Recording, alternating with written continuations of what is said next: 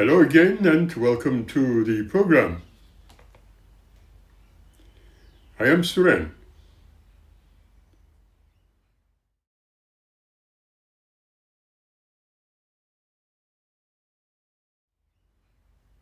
I would like to start this program with Desiderata, for I feel that it is very appropriate and a very beautiful poem.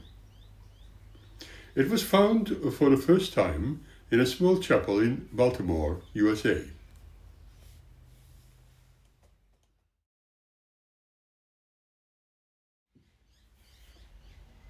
Go placidly amid the noise and the haste, and remember what peace there may be in silence.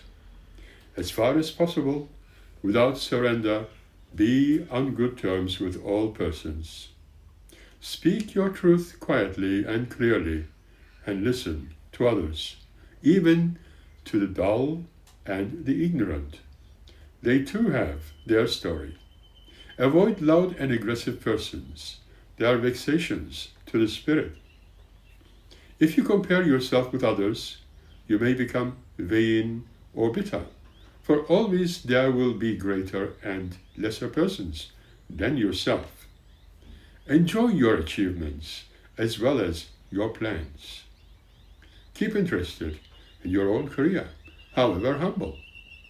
It's a real position in the changing fortunes of time. Exercise caution in your business affairs, for the world is full of trickery. But let this not blind you to what virtue there is. Many persons strive for high ideals, and everywhere life is full of heroism. Be yourself, especially do not feign affection. Neither be cynical about love. For in the face of all aridity and disenchantment, it is as perennial as the grass. Take kindly the counsel of the years, and gracefully surrendering the things of youth. Nurture strength of spirit to shield you in sudden misfortune, but do not distress yourself with dark imaginings. Many fears are born of fatigue and loneliness. Beyond a wholesome discipline, be gentle with yourself. You are a child of the universe, no less than the trees and the stars. You have a right to be here. And whether or not it is clear to you, no doubt the universe is unfolding as it should. Therefore, be at peace with God, whatever you conceive him to be, and whatever your labors and aspirations, and the noisy confusion of life. Keep peace in your soul with all its sham, drudgery, and broken dreams. It is still a beautiful world. Be careful. Strive to be happy.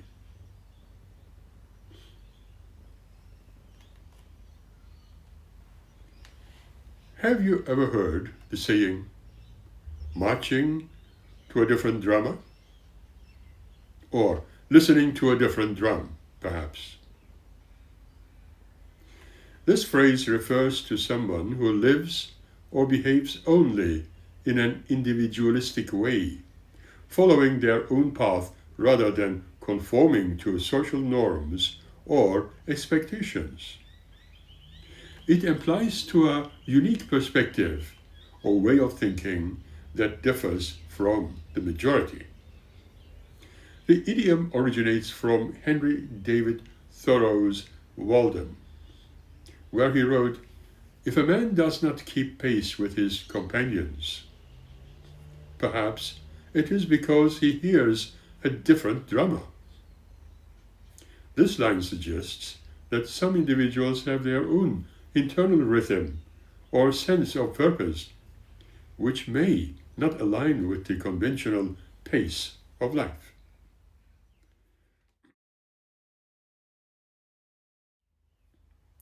The phrase is often used to describe someone who is unconventional, independent, perhaps even eccentric in their actions and beliefs. It does not necessarily carry a negative connotation. Rather, it highlights the diversity of human experience and the value of individuality. An idiom in phrases such as march to the beat of a different drummer to describe a person who thinks, lives, or behaves in an unusual way. His strange behavior was no surprise. He had always marched to the beat of a different drummer. Or her friends went to college, but she heard a different drummer and moved to the city to be an actor. Marching to a different drummer means to follow your own path and to live and behave in an individualistic way.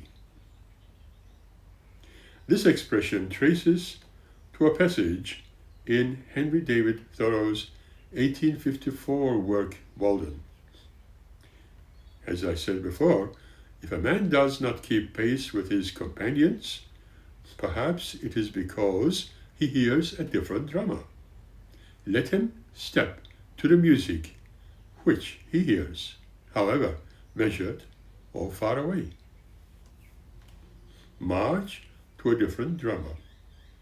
Act independently, differ in conduct or ideas from most others, as in Joe wanted to be married on a mountain top. He always marches to a different beat. Or Sarah has her own ideas for the campaign.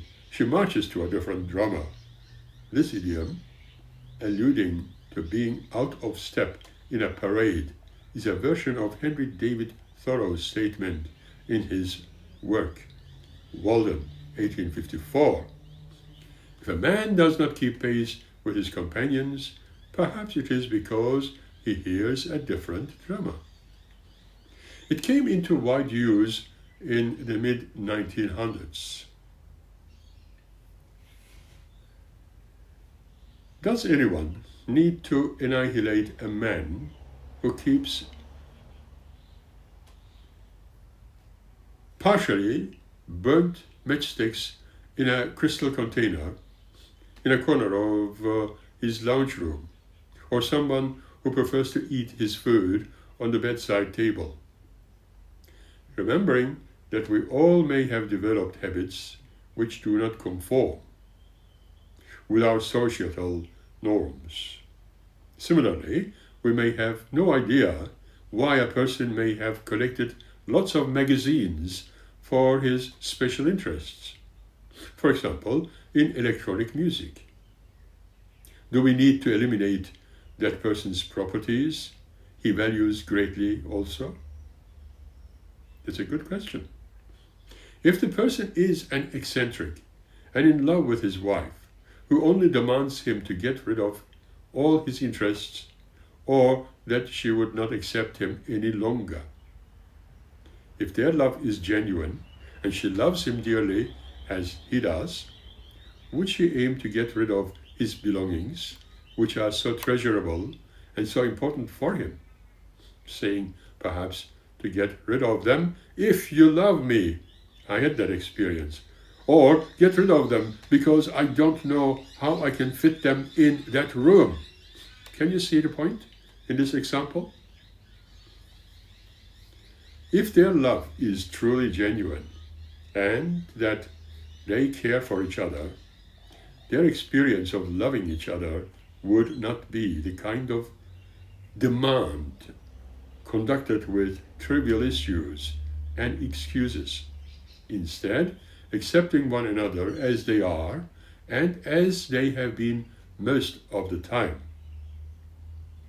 There are exceptions, obviously, that if a man loves a woman and he gets married, it is naturally expected of the man to stick with their women, with wife, family, and children, not necessarily going for other entertainments with the opposite gender outside their marriages.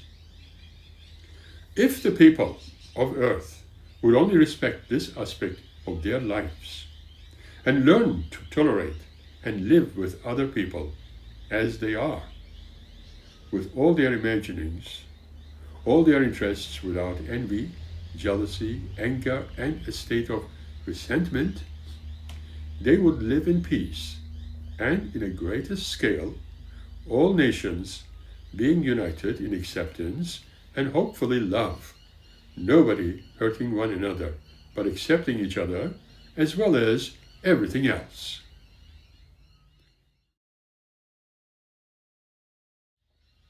I know you might think that this is only a utopian way of thinking, but is the known human nature, as we know of in our days, observing all their jealousies, hatred, and wars, all their foibles, conducting awful acts breaking the laws of human nature, is it any better or different than being based on utopian preference? Question mark. His wife nagged him day in and day out for many years, and then he just packed everything he owned and moved out, never to return back, never looking for anything in that family. Imagine. Is it an impossible scenario? It happens every day, believe me. Or you may not believe. Similarly, and same or similar conditions exist amongst the nations all around the world. Because they believe in something different, because they have a different religion, because they have a different way of living. Do we really need to hate them and try to eliminate them in the process?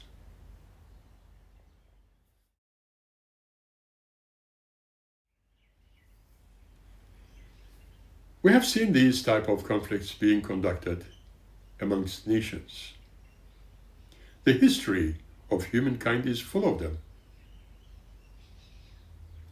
The Armenian and the Turkish conflicts, nor the Germans against the Jews, or Americans against the natives, can ever be forgotten, as they have truly happened. Human greed, anger, jealousy, and differences have been the real culprits of such conflicts and such misunderstandings and misjudgments and destructions of human life, as well as the animal life and even parts of their history. Has humanity at all matured and became modernized, civilized, above average? Our historians have the answer for it. No, it is not in the human nature, but it has somewhat inflicted the human nature, and it still continues today in our days. There has to be some stop to all this if humanity really and truly desires to advance, to become better than what they are, and if they desire to survive and truly be something above their imaginations, let them. Something marvelous, something fantastic can happen. Will that only remain as their dreams? Or will it ever eventuate? Have you heard this saying, human extinction or homicide? It is the hypothetical end of the human species, either by population decline due to extraneous natural causes, such as an asteroid impact or large-scale volcanism, or anthropogenic destruction, or self-extinction. Some of the many possible contributors to anthropogenic hazard are climate change, as you know, global nuclear annihilation, biological warfare, weapons of mass destruction, and ecological collapse.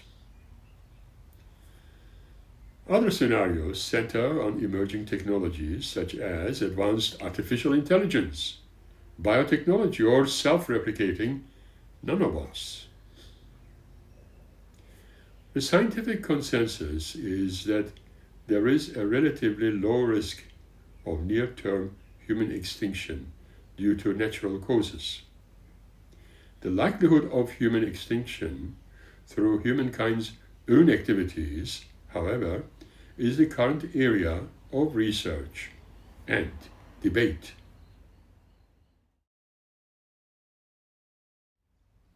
Before the 18th and 19th centuries, as the encyclopedia refers to, the possibility that humans or other organisms could become extinct was viewed with skepticism.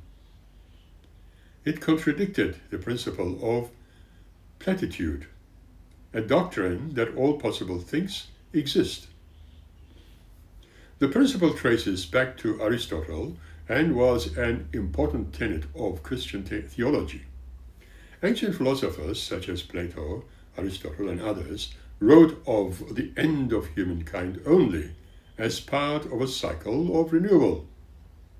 Marchand of Sinope was pro-Protestant who advocated for anti-naturalism and could lead to human extinction. Later philosophers such as Al-Ghazali, William of Ockham, and Girolamo Cardano expanded the study of logic and probability and began wondering if abstract worlds existed, including a world without humans. Physicist Edmund Halley stated that the extinction of the human race may be beneficial to the future of the world.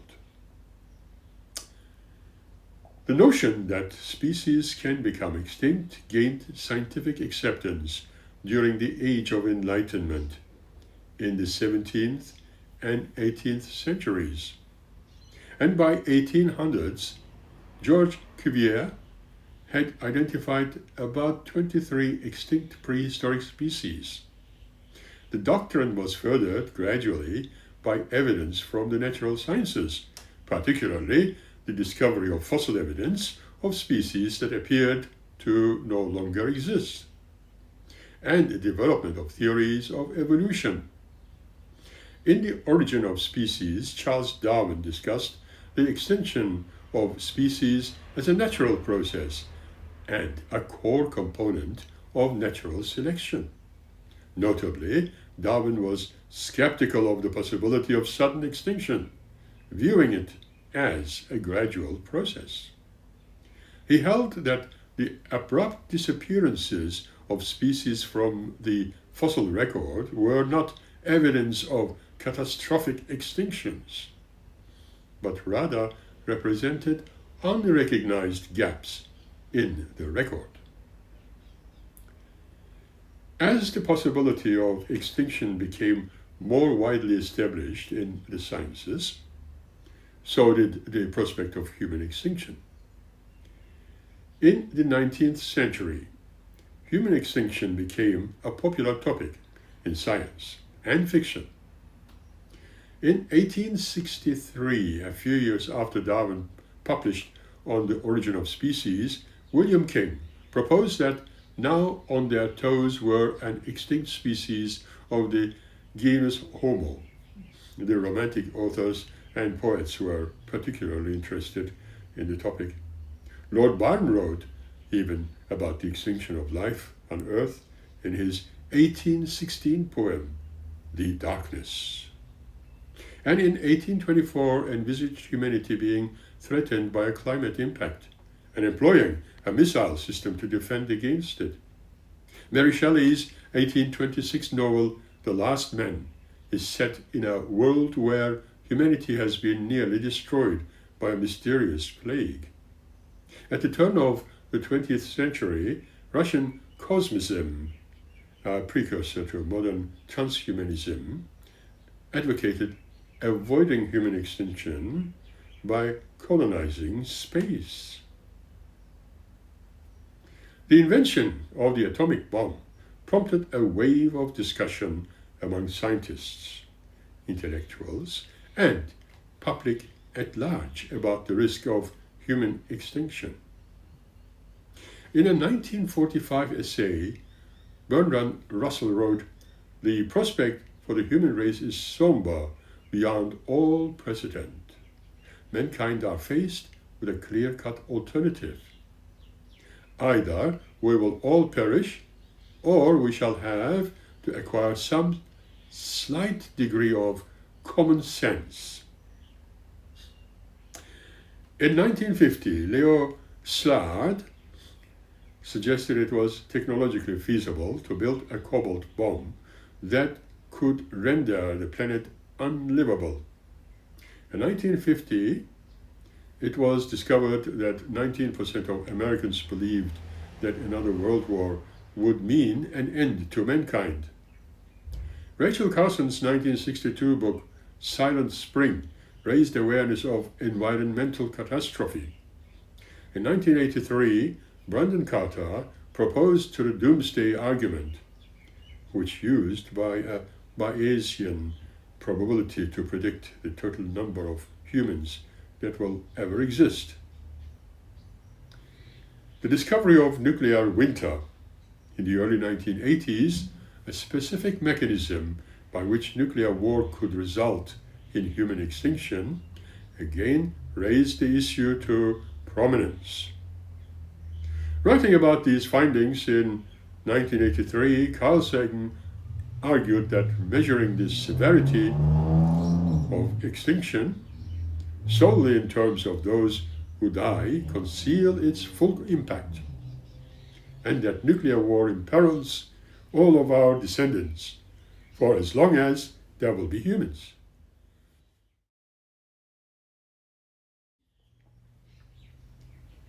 Post-Cold War. John Leslie's 1996 book, The End of the World, was an academic treatment of the science and ethics of human extinction. In it, Leslie considered a range of threats to humanity and what they have in common.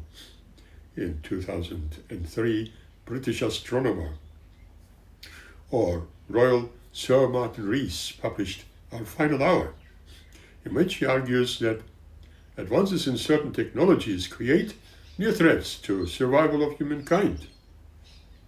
And that is, the 21st century may be a crucial and critical moment in history, and humanity's fate is decided. Edited by Nick Bostrom and Milan M. Chirkovich, Global Catastrophic Risks was published in 2008, a collection of essays from 26 academics on various global catastrophic and existential risks. Toby Ord's 2020 book, The Precipice, Bicentennial and or Future of Humanity, argues that preventing existential risks is one of the most important moral issues of our time. The book discusses, quantifies, and compares different existential risks, concluding that the greatest risks are presented by unaligned artificial intelligence and biotechnology.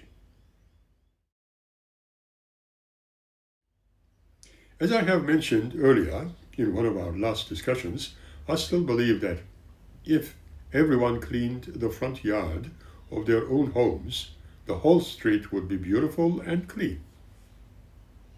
If people similarly would drop all their weapons, stopping all their enmities against each other and all their hatred, and concentrate on well-being of each other, just imagine what kind of a world would be created. It is not far-fetched, but doable trait. However, let us be extremely frank. Just considering the leaders of today's world, we cannot expect any betterment for humankind soon. This is an unavoidable fact. When considering the wars we are putting up with and or hearing about, decided upon by your leaders without any imagination, but perhaps some form of hallucinations, which is a possibility, and the world seems to be doomed for a complete annihilation. Just think about that for a moment. My question is, for what reason? As I indicated before, if people only would clean up their front yard without interfering with the others, in this case one's neighbors, the whole area would be at peace and clean. Perhaps we can easily imagine exchanging scientific data with each other, creating better cities, organizing better education for all to benefit from. But that, particularly now, seems to be a very distant possibility. We can now only hope for the conflicts to end and the war times are over. Nations starting to assess the major damages caused, damages inflicting parts of humanity, in the hands of hallucinating leaders who the populations have chosen by themselves, and whom we cannot blame, are doing their best to be liked by their own kind while destroying the others, who are also humans, brothers, sisters, fathers, wives, families. And when we ask those leaders, without any imagination and without any thought, all would claim with one voice, "We have won." Really? What did you win? Let your imaginations speak that truth. I shall leave it with you this time. We will meet you again by the next opportunity and within the new episode. Keep smiling and indeed be happy. Thank you.